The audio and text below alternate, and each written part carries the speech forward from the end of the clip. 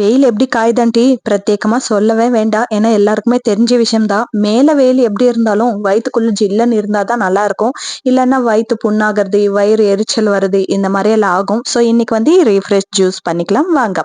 அதுக்காக ஒரு 4 பாதாம் பீஸ்னி, அதுக்கப்புறம் சப்ஜா சீட்ஸ் வந்து ஊற வச்சுக்கணும். பாதாம் பீஸ்னி கண்டிப்பா 2 மணி நேரமாச்சு நல்லா ஊறணும். அப்பதான் நல்லா இருக்கும். இல்லைன்னா ஒரு மாதிரி கட்டி கட்டியா பிசு பிசுன்னு இருக்கும்.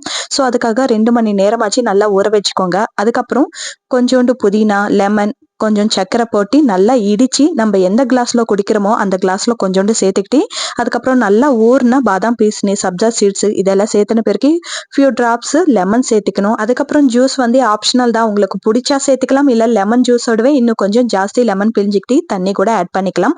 நான் இங்க ஸ்ப்ரைட் சேர்த்திருக்கிறேன். 7 அப்ஸ் கூட சேர்த்துக்கலாம். இல்லை சோடா கூட சேர்த்துக்கலாம்.